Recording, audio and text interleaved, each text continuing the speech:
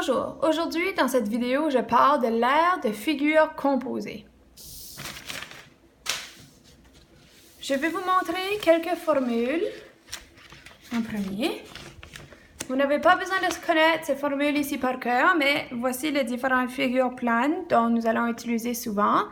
Il faut juste savoir identifier nos figures et comment utiliser les formules. Allons essayer.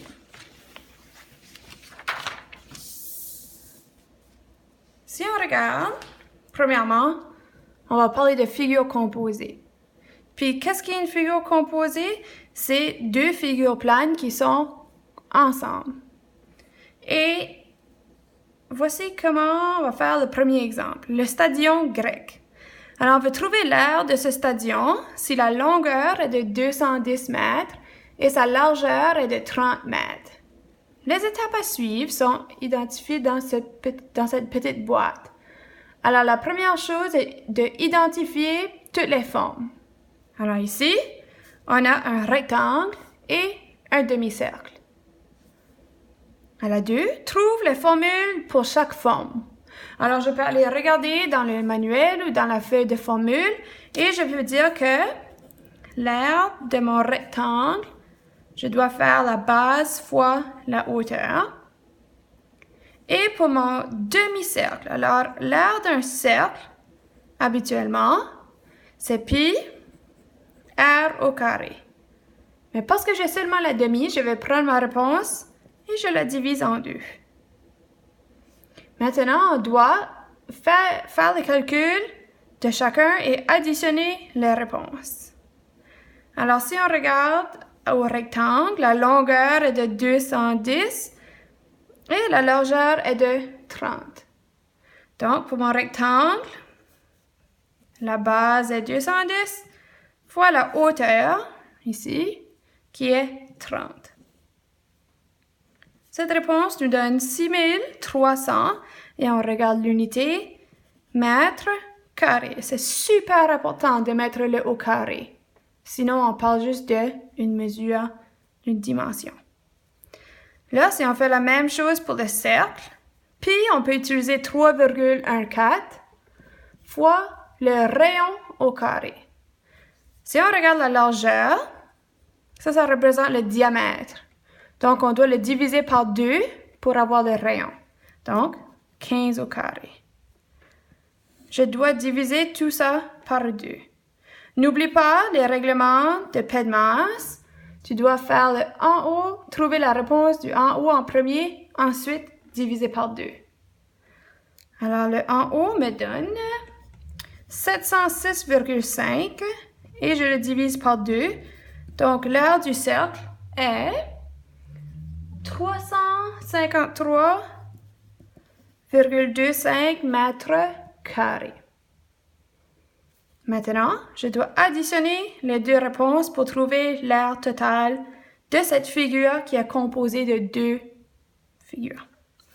Alors, 6300 plus 353,25 me donne ma réponse ici. 6653,3 ou 0,25, j'ai juste arrondi ici, mètres carrés. Si on regarde au deuxième exemple, il est un peu plus long, dans le sens que on doit mettre les chiffres à la bonne place. On veut recouvrir un terrain résidentiel, alors, où quelqu'un vit, de gazon. Alors, on veut savoir combien de gazon, quelle sera la superficie de terrain à recouvrir de gazon.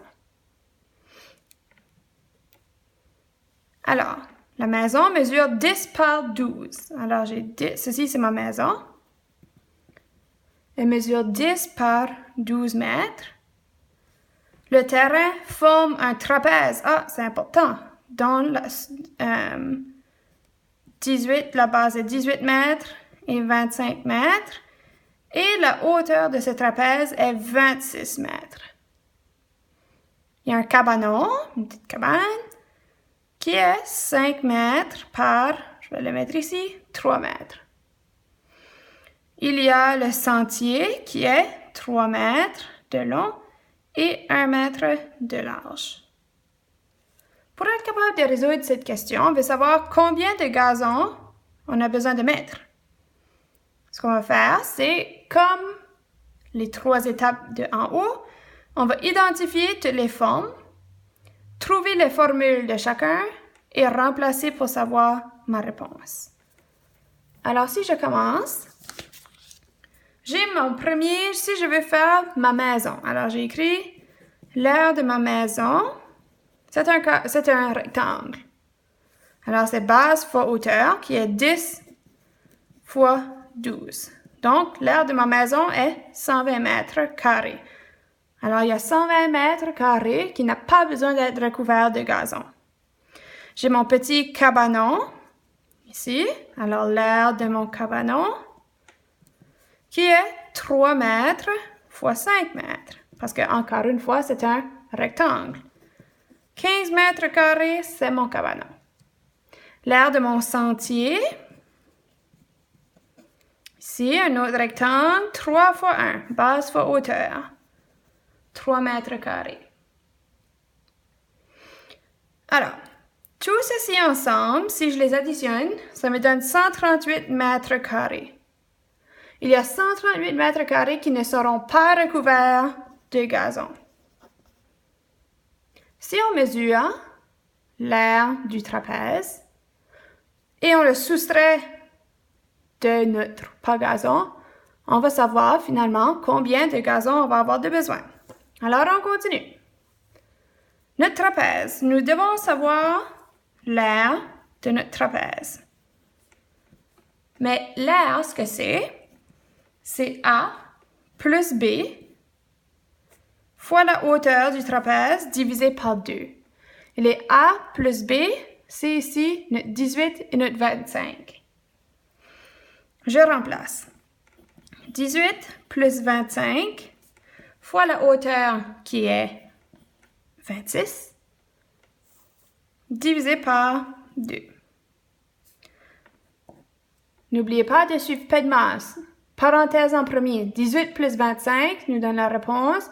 Je multiplie par 26. Je fais égal. Ensuite, je divise par 2. Ceci me donne 559 mètres carrés. Où est-ce qu'il y a du gazon? Maintenant, notre dernière étape, c'est d'enlever ce qu'on n'a pas besoin de recouvrir pour avoir notre réponse. Alors, 559 moins 138 égale 421 mètres carrés. Si je révise mes étapes, la première chose que j'ai fait, c'est identifier les objets qui ne sont pas recouverts de gazon et trouver l'aire totale de ça. Ensuite, j'ai trouvé l'aire de mon trapèze qui me donne l'aire totale et je soustrais pour savoir qu'est-ce qui reste que je peux mettre du gazon dessus. Essayez maintenant cette question. Ceci, c'est 2 mètres carrés et un triangle là. Si j'essaie de trouver la réponse, la première chose que je dois faire, c'est d'identifier mes formes. Ici, j'ai un rectangle et un triangle. Alors, je vais commencer avec l'aire de mon rectangle. La formule, c'est encore base fois hauteur, qui est 9,8 fois 5, qui me donne 49 mètres carrés. Ma deuxième forme, c'est un triangle. L'aire d'un triangle, tu regardes sur ta feuille de formule, c'est base fois hauteur divisé par 2. Alors, ma base ici, 9,8 ici, c'est la même chose que 9,8 là.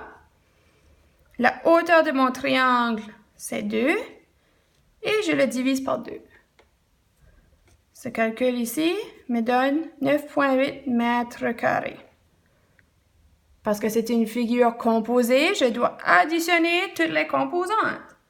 Alors ici, j'ai 49 plus 9,8 égale 58,8 mètres carrés comme réponse finale. Merci de votre écoute et bonne étude!